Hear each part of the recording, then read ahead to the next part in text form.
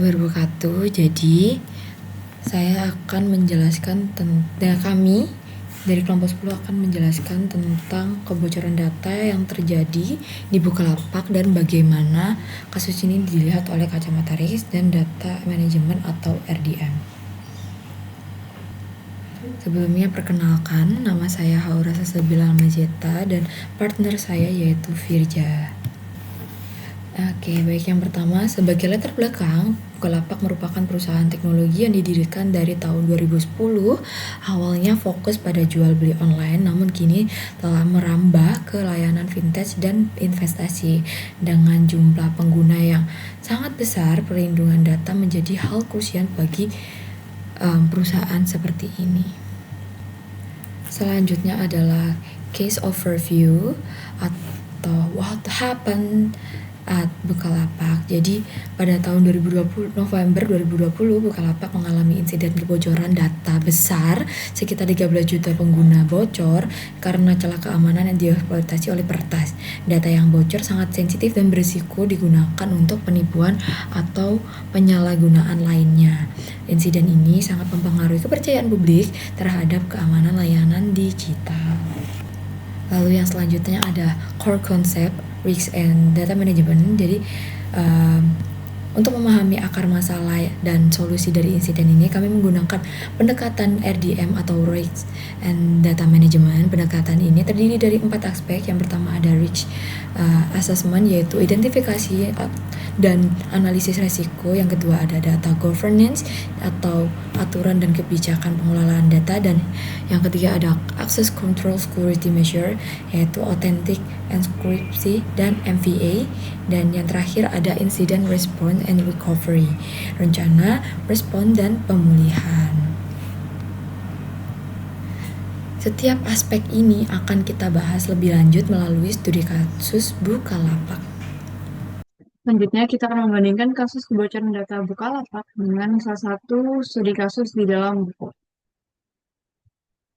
Kita akan tinjau berdasarkan aspek and data management.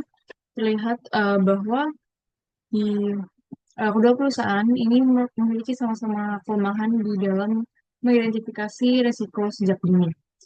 Lalu jika kita tinjau dengan aspek data governance, baik di dalam studi kasus dalam buku maupun di kasus Bukalapak, ini menunjukkan kelemahan yang berbeda karena studi kasus dalam buku ini cenderung lemah dalam kontrol akses, sementara di kasus Bukalapak ini tidak menerapkan proteksi kata sandi yang memadai. Selanjutnya pada aspek incident response, kedua kasus ini memiliki kesamaan, yaitu mereka cenderung memberikan respon yang terlambat dan reaktif sehingga memperburuk persepsi publik. Dan selanjutnya dari sisi security measures adalah keduanya ini belum mengadopsi mekanisme keamanan tingkat lanjut seperti multi-factor authentication atau intrusion detection system. Jadi bisa kita ambil kesimpulan bahwa lemahnya penerapan RDM baik secara teknis maupun tata kelola akan membuka celah kebocoran data yang ini bukan hanya persoalan kerugian finansial, melainkan persoalan kehilangan kepercayaan dari publik. Selanjutnya, strategic RDM action, yaitu kita bisa mulai dari penggunaan multi-factor authentication yang ini terbukti secara signifikan mengurangi risiko akses ilegal.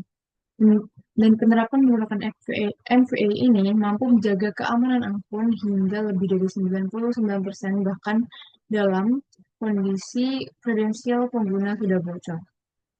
Dan inilah jadi bukti nyata bahwa MVA tidak sekedar fitur tambahan, tapi melainkan juga harusan dalam perlindungan data modern. Lalu kita juga bisa menggunakan aspek data governance, di mana otomatisasi dalam pengelolaan data, misalnya melalui arsitektur data, lake, dan integrasi lintas sistem yang dapat menjaga kualitas data sekaligus meningkatkan keamanannya. Bahkan keberhasilan tata kelola data itu tidak hanya bergantung pada teknologi, tetapi juga pada perilaku pengguna dan pengelolaan sumber daya manusia yang terlibat. Dalam upaya meningkatkan manajemen data, terdapat tiga langkah penting yang diprioritaskan, yang bisa diprioritaskan oleh Bukalapak. Yang pertama, itu adalah bisa mengimplikasikan Bukalapak untuk mengintegrasi MPI sebagai fitur yang wajib, bukan opsional, khususnya bagi akun yang dengan transaksi tinggi. Lalu yang kedua, bisa membangun framework data governance dengan kebijakan enkripsi yang kuat, segmentasi data, serta kontrol akses yang ketat. Lalu yang ketiga, Bukalapak bisa menginvestasi keamanan yang sebagaimana dipandang sebagai strategi perlindungan aset bisnis jangka panjang, bukan sekedar biaya operasional.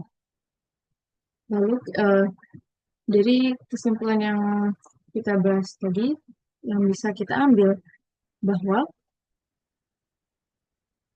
eh, kasus kebocoran data Bukalapak yang terjadi pada tahun 2019 ini menjadi bukti nyata bahwa lemahnya penerapan risk and data management membawa konsekuensi yang serius, baik dari sisi teknis, seperti penggunaan encryption tidak memadai, maupun dari sisi manajerial.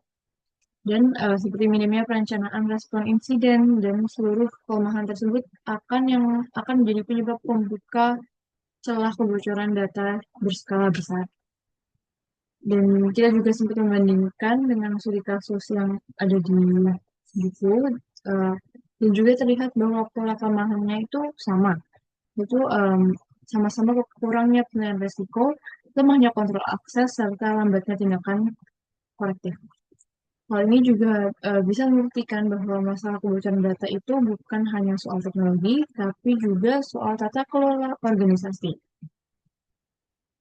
Dan penerapan praktik terbaiknya bisa dimulai dari multi-factor authentication, tata kelola data yang terstandarisasi, respon insiden yang terstruktur, hingga integrasi dengan business continuity plan. Dan itu juga merupakan langkah yang terbukti efektif untuk mengurangi resiko seperti kasus-kasus itu. Jadi oleh karena itu, bagi Bukalapak maupun perusahaan digital lainnya, investasi dalam RDM harus dipandang bukan sekedar biaya, melainkan strategi inti untuk menjaga keberlangsungan bisnis. Dengan mengimplementasi strategi RDM yang konsisten dan berbasis bukti, Bukalapak dapat memperkuat kembali posisinya di pasar digital, serta membangun kembali kepercayaan publik yang merupakan modal utama dunia yang berbasis teknologi. Dan berikut adalah referensi jurnal yang kita ambil. Dan sekian presentasi dari saya dan oleh teman saya Haura. Terima kasih. Wassalamualaikum warahmatullahi wabarakatuh.